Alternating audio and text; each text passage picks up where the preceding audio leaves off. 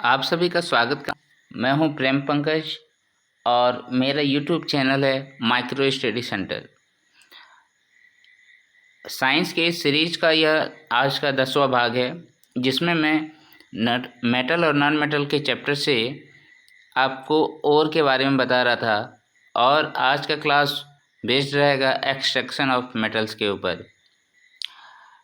इसके पहले मैंने जो पिछले क्लास में आपको बताया, उसमें मैंने ओर के बारे में बताया था कि ओर कितने टाइप के हो सकते हैं, जिसमें मैंने रिएक्टिविटी सीरीज के बेस पे उसको 3 भागों में कैटेगराइज किया था कि ओर्स इस तरीके से हमारे जो इन्वायरमेंट है उसमें मौजूद है। Metals of high reactivity, metals of medium reactivity and metals of low reactivity. इसके बेस पे मैंने ये चीज़ें बताई थी किस तरीके से इसको एक्सट्रैक्शन किया जाता है। अगर हाई रिएक्टिविटी सब्सटेंस होते हैं तो उसको इलेक्ट्रोलाइसिस करके प्योर मेटल को निकाल लिया जाता है। अगर लो रिएक्टिविटी का रहता है तो उसको सल्फाइड ओर के साथ रिएक्शन कराते हैं, उसको रोस्ट करते हैं, फिर मेटल निकालते हैं और फिर उसको रिफाइन कर लेते हैं। उसी तरीके से मीडियम रिएक्टिविटी जो होता है उसको निकालना सबसे ज़्यादा मुश्किल होता है और उसमें बहुत सारे प्रोसेस करने पड़ते हैं।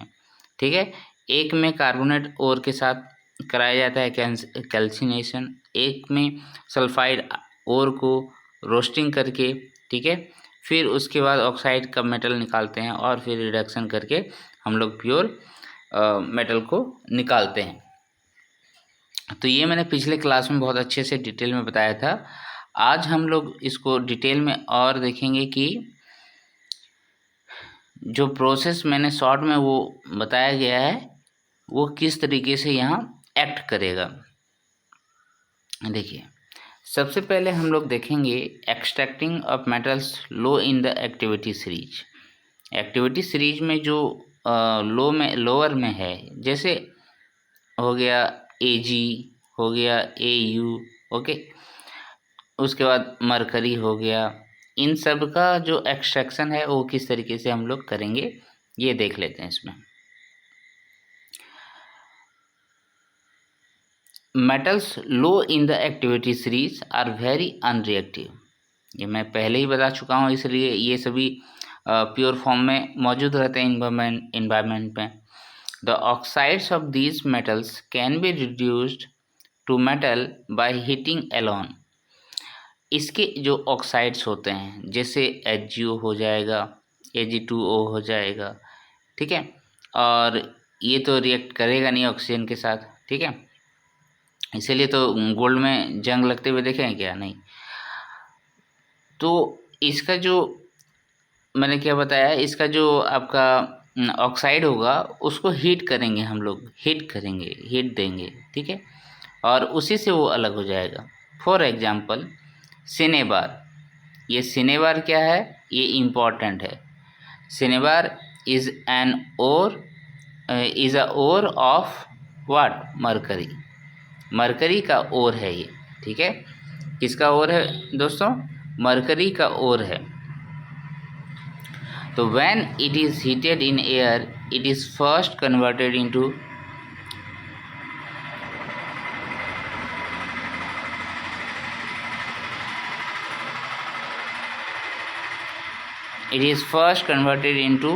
mercuric oxide.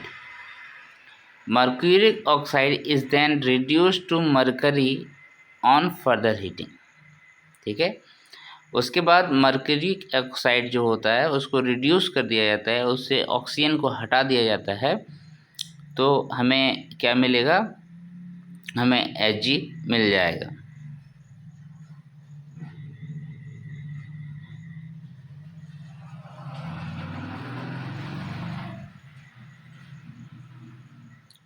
देखिए इसका रिएक्शन क्या है।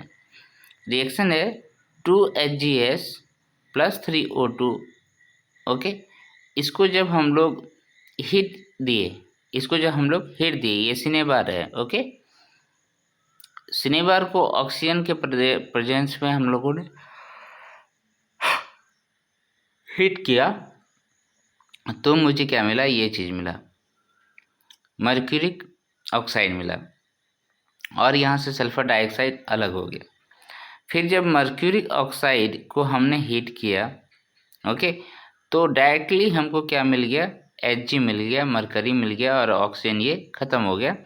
इस प्रोसेस को हम लोग क्या बोलेंगे, इस प्रोसेस को बोलेंगे हम लोग रिडक्शन हो गया।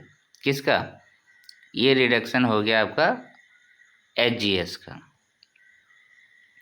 Similarly copper which is found as CO2s, है ना, in nature can be obtained from its ore by just heating in air।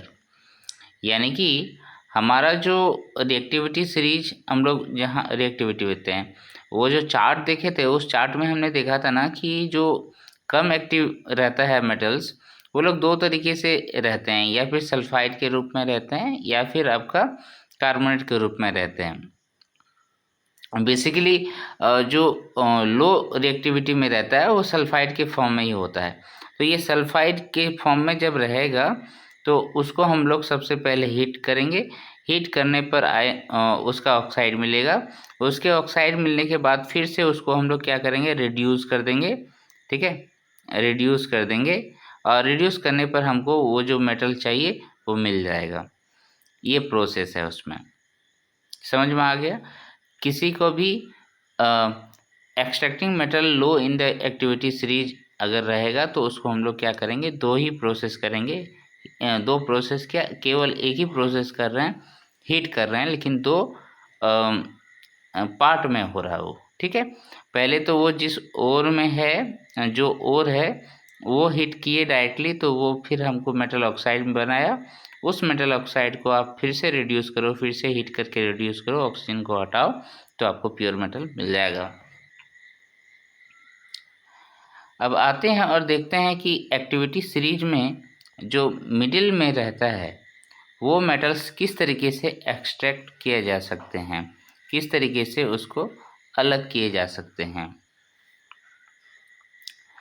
और इस मिडिल में जो मेटल्स होते हैं उसमें एक एग्जांपल आप जिंक का ले सकते हैं। ठीक है, उस जिंक में हम लोग देखते हैं ये किस तरीके से और होता है।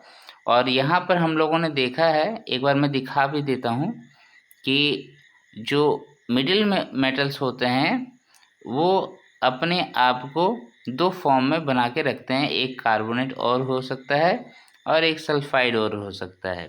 कार्बोनेट को कैल्सिनेशन करेंगे, सल्फाइड को रोस्टिंग करेंगे, फिर वही प्रोसेस की मुझे ऑक्साइड ऑफ द मेटल मिल जाएगा और फिर रिड्यूस करेंगे तो मेटल्स का फॉर्म हमें मिल जाएगा। तो एक एग्जाम्पल के तौर पे हम लोग इसको देखेंगे और समझेंगे। Okay, the metals in the middle of the activity series such as iron, zinc, lead, copper are moderately active, है ना। These are usually present as sulfides or carbonates in nature. It is easier to obtain a metal from its oxide as compared to its sulfides and carbonates. Okay, ये तो obvious बात है, oxide के form में इसलिए मुझे convert करना पड़ता है। जो भी और सल्फाइड्स और कार्बोनेट्स के फॉर्म में हैं उसको हम लोग अगर ऑक्साइड के फॉर्म में कन्वर्ट कर पाए तो बहुत ईजी हो जाता है उससे metal banana. Therefore, prior to reduction, the metal sulfides and carbonates must be converted into metal oxide। यानी कि आपको ओर मिला, ओर को हम लोग क्या करेंगे, किसी भी मेथड से उसको मेटल ऑक्साइड में कन्वर्ट करेंगे। इस मेटल ऑक्साइड को कन्वर्ट करने के बाद हम लोग क्या करते हैं, उसको रिडक्शन प्रोसेस में डालते हैं और उससे मुझे मेटल मिल जाता है और इसको और अच्छे से प्यूरिफाई कर लेते हैं, जो यूज़ करने लायक हो प्यूरिफाई कर लेते हैं। क्लियर, यही प्रोसेस है ईच एंड एवरी में, केवल जो हाई रिएक्टिविटी सब्सटेंसेस है उसको छोड़ के। तो the sulphide ores are converted into oxides by heating strongly in the presence of excess air. यहाँ ज़्यादा एयर का ज़रूरत पड़ता है। ठीक है, ज़्यादा एयर का ज़रूरत पड़ता है जब उसको हम लोग ऑक्साइड के फॉर्म में, मेटल ऑक्साइड के फॉर्म में कन्वर्ट कर रहे हैं। This process is known as roasting. और इसी प्रोसेस का नाम क्या होता है? रोस्टिंग। जब हम ओर को लिए, उस ओर को एक्सेसिव ऑक्सीजन के प्रेजेंस में हीट कर रहे हैं, that process is known as roasting. उसको रोस्टिंग कहते हैं। समझ में आया रोस्टिंग क्या होता है? ओके, ये भी एग्ज़ाम पॉइंट ऑफ व्यू से इम्पॉर्टेंट है, आपका एग्ज़ाम के लिए ये इम्पॉर्टेंट है। The carbonate ores are change into oxides by heating strongly in limited air. This process is known as calcination. तो यहाँ आप क्या देखें? दो प्रोसेस देखें। एक हो गया कैल्सिनेशन। तो कैल्सिनेशन क्या प्रोसेस है? कैल्सिनेशन में आप जो आयरन और जो भी ओर है वो ओर कार्बोनेट के फॉर्म में है, तो उसको हमने ऑक्सीजन के प्रेजेंस में, लेकिन यहाँ लिमिटेड ऑक्सीजन होगा, इस लिमिटेड ऑक्सीजन के प्रेजेंस में इसको हमने क्या किया? हीट किया। हीट करने के बाद आपको इसका मेटल ऑक्साइड मिलेगा। इस मेटल ऑक्साइड को जो प्राप्त करने का ये जो प्रोसेस है, इसी को हम लोग कहते हैं कैल्सिनेशन। तो मैं आशा करता हूँ कि ये दोनों ही प्रोसेस आपको समझ में आ गया। रोस्टिंग में एक्सेसिव एयर होता है, कैल्सिनेशन में लिमिटेड एयर होता है। The chemical reaction that takes place during roasting and calcination of zinc ore can be shown as follows. Okay, इसका स्क्रीनशॉट आप ले सकते हैं। वैसे यहाँ दो इम्पॉर्टेंट पॉइंट था, दोनों ही मैंने बता दिया, रोस्टिंग और कैल्सिनेशन क्या होता है। ओके, और किसी भी ओर से मेटल को एक्सट्रैक्ट करने का यही प्रोसेस है। Okay, next. तो यहाँ मैं क्या बता रहा था कि एक एग्जाम्पल लिए हैं रोस्टिंग का केस। इसमें क्या कर रहे हैं? जेरेनस जो है जिंक सल्फाइड, ये ओर है, इसको हमने ऑक्सीजन के प्रेजेंस में, यहाँ देखिए एक्सेसिव ऑक्सीजन ले रहे हैं, ठीक है, उसको हीट किया, तो that process is known as roasting. तो यहाँ ओ यानी कि जिंक ऑक्साइड प्राप्त हो गया और सल्फर डाइऑक्साइड बाहर निकल गया। इसी तरीके से कैल्सिनेशन अगर करेंगे, तो कैल्सिनेशन के प्रोसेस में हमने क्या देखा कि मेटल जो होता है वो कार्बोनेट के फॉर्म में होता है। तो ये कार्बोनेट के फॉर्म में होगा और लिमिटेड ऑक्सीजन लेंगे और फिर उसको हीट करेंगे, तो मुझे फिर से यहाँ पर मेटल ऑक्साइड मिल जाएगा। फिर मेटल ऑक्साइड मिलने के बाद रिड्यूस करेंगे और हम जो है मेन जो मेटल है जो हमें चाहिए वो मिल जाएगा, जिंक। ओके, तो कभी भी मेटल ऑक्साइड होता है उसको रिड्यूस जैसे ही कर लेते हैं, हमें प्योर मेटल मिल जाता है। यही कहानी है एक्सट्रैक्शन का। ओके, ये प्रोसेस याद रखिएगा। नेक्स्ट,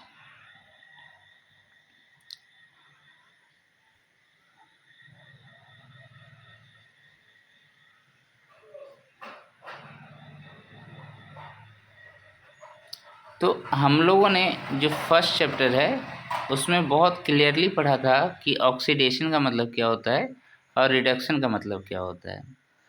यहाँ ऐसा समझिए, ऑक्सीडेशन मतलब ऑक्सीडाइज हो रहा है, यानी ऑक्सीजन से रिएक्ट कर रहा है। रिडक्शन मतलब ऑक्सीजन उससे हटा रहे हैं। Obtaining metal from their compounds is also a reduction process, है कि नहीं? यहाँ हमने देखा ना, जिंक ऑक्साइड जो है जैसे कार्बन के साथ इसको हमने क्या किया? रिड्यूस कराया, यानी तो क्या मिल गया मुझे? मेटल मिल गया। ओके, तो beside using carbon coke to reduce metal oxide to metals, sometimes displacement reaction can also be used। तो कभी कभी जो है रिडक्शन करने के लिए, मेटल ऑक्साइड का रिडक्शन करने के लिए कार्बन का यूज़ करते हैं, कोक का यूज़ करते हैं, और कभी कभी जो है डिस्प्लेसमेंट रिएक्शन को हम लोग यूज़ करते हैं। जैसे यहाँ पर एग्जांपल में आप देखेंगे तो जिंक जो है कार्बन के प्रेजेंस में अपने आप को अलग कर लेगा, खुद रिड्यूस हो जाएगा, ऑक्सीजन हटा देगा अपने आप से, और यहाँ पर कार्बन मोनोऑक्साइड बना देता है। ठीक है, ये हो गया जिंक के एग्जाम्पल में हम लोग कार्बन से कैसे रिड्यूस कराते हैं उसका example. The highly reactive metals such as sodium, calcium, aluminum, etc. are used as reducing agents because they can be displaced metal of the lower reactivity from their compounds. obvious बात है, ऊपर में जो है आपका पोटेशियम से शुरू होता है, पोटेशियम, सोडियम, कैल्शियम, मैग्नीशियम, ये सब रहता है, और नीचे है आपका मरकरी है ना, उसके ऊपर कॉपर, फिर AU, ये सब है। तो ये सारे मेटल्स जो है इन सब को रिप्लेस कर सकता है, ऊपर वाला नीचे वाले को रिप्लेस कर सकता है, उसके ऊपर कूद सकता है। कूद जाओ, हो गया, तो कूद गया ये, और कूदने पर क्या होगा, ये यहाँ से अपना जगह से भाग जाएगा, यही बात है ना। तो किसी के ऊपर कोई अगर कूद देता है तो क्या होता है, वहाँ से उसको भागना पड़ता है, तो वही बात हो गई। For example, when manganese dioxide is heated with aluminium powder, the following reactions takes place. यहाँ पर हमने क्या लिया, मैग्नीज डाइऑक्साइड को ले लिया, 2 ऑक्सीजन डाइऑक्साइड हो गया, और उसमें हमने क्या किया, एल्युमिनियम के साथ इसको रिएक्ट करवाया। तो यहाँ जैसे ही देखिए, यहाँ मैग्नीज है ना, मैग्नीज, और यहाँ पर एल्युमिनियम है, तो ये एल्युमिनियम जो है मैग्नीज से ज़्यादा एक्टिव है, तो ये क्या करेगा, इसको यहाँ से रिप्लेस कर देगा, ठीक है, रिप्लेस कर देगा और खुद का ऑक्साइड बनाएगा, Al2O3 बना लेगा। उसके बाद मैग्नीज को अलग कर दिया यहाँ पर, तो ये डिस्प्लेसमेंट रिएक्शन हुआ ना। एल्युमिनियम रिएक्टिविटी सीरीज में मैग्नीज से ऊपर आता है, तो एल्युमिनियम क्या किया, इसको बोला चलो भाई मैं तेरे ऊपर कूद जाता हूँ, तो यहाँ से भाग जा, ये भाग गया। ओके, यही है डिस्प्लेसमेंट रिएक्शन। नेक्स्ट हम लोग देखेंगे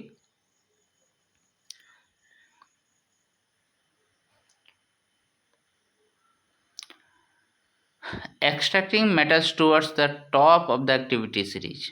जो टॉप में है एक्टिविटी सीरीज में, उसको अब हम लोग कैसे करेंगे, जो हाईली रिएक्टिव सब्सटेंसेस है। तो the metals high up in the reactivity series are very reactive, they can not be obtain from their compounds by heating with carbon. Carbon के साथ केवल रिड्यूस करा के उसको हम लोग नहीं निकाल सकते उसके मेटल को।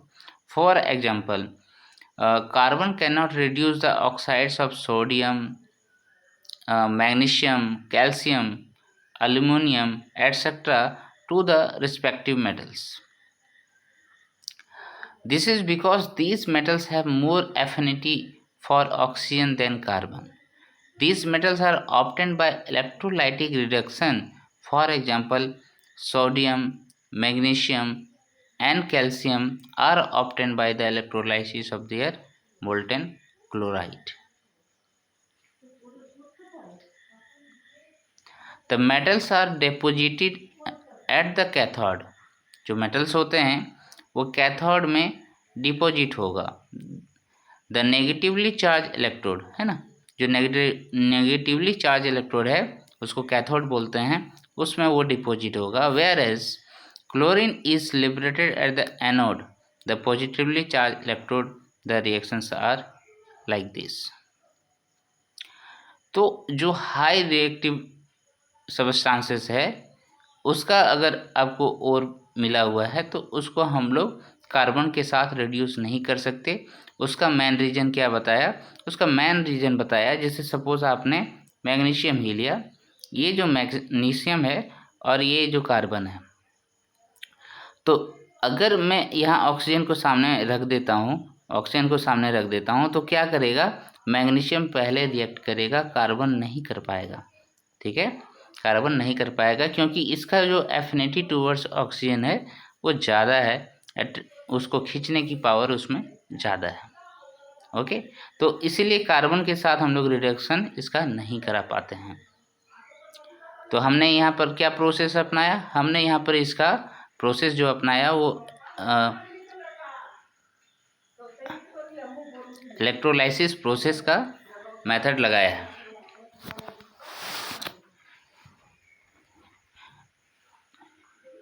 तो इसमें हमने क्या किया था, यहाँ पर एक कैथोड रहेगा, एक एनोड इलेक्ट्रोड रहेगा, और यहाँ पर एक सॉल्यूशन रहेगा, ठीक है, सॉल्यूशन रहेगा।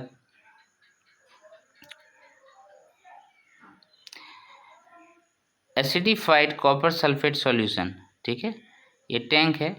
एम्प्योरिटीज जो है एनोड मड वो नीचे इस तरीके से गिरता है उसके पास।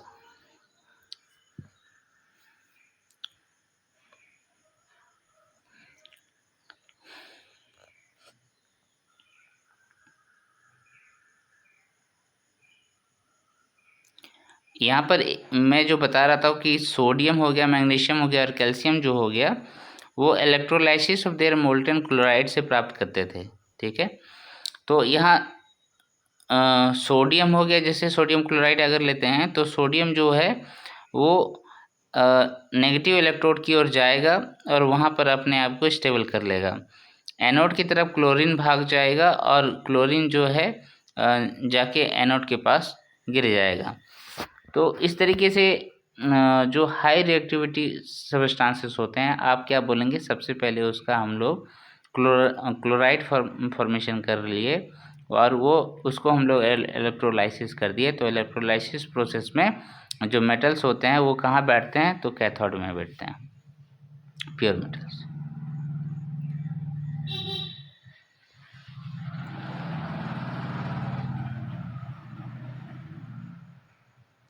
अब जब आपको मेटल्स मिल गया तो आप उसको रिफाइन कैसे करेंगे, ठीक है। तो the metals produce by various reduction process describe above are not very pure. वो बहुत प्योर नहीं होता है जो मेटल ऑक्साइड से मुझे मिला। दे contains impurities which must be removed to obtain pure metal. The most widely used method for refining impure metal is electrolytic refining. देखिए इलेक्ट्रोलाइसिस प्रोसेस आपने देखा कि बहुत यूज़फुल है। आप जब मेटल को एक्सट्रैक्ट कर रहे हैं तब भी वो प्रोसेस अपना सकते हैं, और अगर मेटल एक्सट्रैक्ट करने के बाद वो प्योर फॉर्म में नहीं मिला, उसमें कुछ इम्प्योरिटीज़ रह गई है, तब भी हम लोग इलेक्ट्रोलाइटिक रिफाइनिंग कर सकते हैं।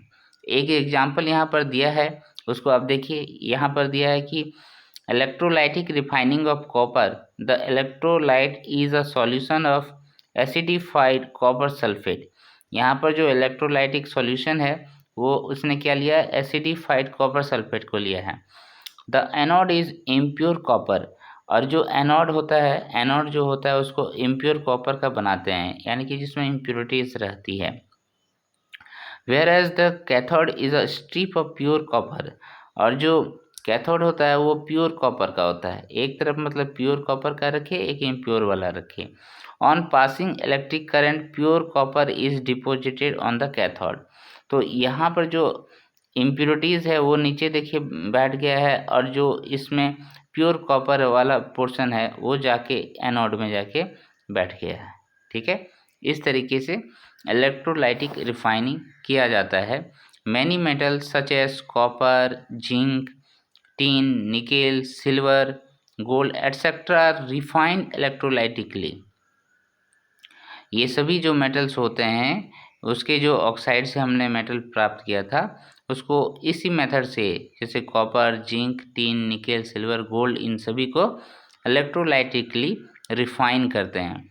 In this process the impure metal is made the anode. ये जैसे मैंने बताया, ये एनोड जो है इम्प्योर मेटल का होगा, इसमें इम्प्योरिटीज होगी, और जो कैथोड बनाएंगे वो प्योर मेटल का होगा। कैथोड जो होगा प्योर मेटल का होगा। A solution of the metal salt, जो सॉल्यूशन बनाएंगे हम लोग वो मेटल सॉल्ट का ही होना चाहिए, इज़ यूज्ड एज इलेक्ट्रोलाइट, और उसको हम लोग इलेक्ट्रोलाइट के रूप में यूज़ करेंगे। The apparatus is set up as shown in the figure. On passing the current through the electrolyte, the pure metal from the anode dissolve into the electrolyte, ठीक है। तो जो इम्प्योरिटीज़ होता है ना, यहाँ जैसे दिखाया है नीचे गिर गया है, ओके। तो इस तरीके से दोस्तों हमने क्या देखा, डिफरेंट मेटल्स जो इन्वायरमेंट में मौजूद होता है और उसका जो फॉर्म होता है अलग अलग होता है, यानी कि उसके ओर से हम लोग किस तरीके से एक्सट्रैक्ट कर रहे हैं प्योर मेटल को, ये हमने प्रोसेस देखा। तो ये यहाँ पर जो क्वेश्चंस है इन सभी को मैंने पहले ही डील कर रखा है। मिनरल मतलब क्या होता है, ओर मतलब क्या होता है, और गैंग मतलब क्या होता है। मिनरल और ओर में ज़्यादा डिफरेंस नहीं है, मैंने सिर्फ ये बताया जहाँ मुझे बेनिफिट होता है किसी भी मेटल का ओर जो होता है उसमें हमको बेनिफिशियल लगता है, तभी हम उसे मेटल को एक्सट्रैक्ट करेंगे। That mineral is known as ore. Name to metal which are found in nature in the free state. तो नीचे वाला जो रिएक्टिव अनरिएक्टिव सब्सटेंसेस है, जैसे सिल्वर हो गया, गोल्ड हो गया, ठीक है, ये सभी क्या एग्जांपल हैं नेचर में जो फ्री स्टेट में पाया जाता है। What chemical process is used for obtaining a metal from its oxide. तो मेटल ऑक्साइड से हम लोग अगर मेटल को फॉर्मेशन करना है तो हम कौन सा प्रोसेस अपनाते हैं, तो रिडक्शन प्रोसेस अपनाते हैं। ओके, तो ये सभी बातें हैं और इसके क्वेश्चन के आंसर्स आपको मिल गए। नेक्स्ट चैप्टर में चैप्टर नहीं, नेक्स्ट क्लास में दोस्तों मैं कोरोजन के बारे में बताऊंगा, और साथ ही साथ और आगे जो इसमें दिया गया है दोस्तों, उसमें प्रिवेंशन ऑफ कोरोजन के बारे में दिया गया है, और इसमें और भी ऐसे ऐसे जानकारियाँ हैं जिसको हमने पढ़ना है। ठीक है, तो नेक्स्ट क्लास में सिर्फ कोरोजन के बारे में बताऊंगा मैं।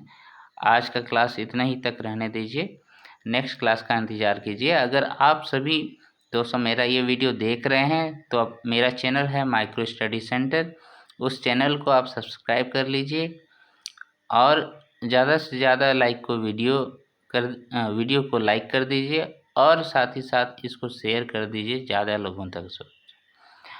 इतना कर दीजिए, मेरा मोटिवेशन बनता रहेगा। मैं आप लोगों के लिए इसी तरीके से each and every chapter science के ख़त्म कर दूंगा। इंतज़ार कीजिए नेक्स्ट वीडियो का। तब तक के लिए नमस्कार, जोहार, जय हिंद।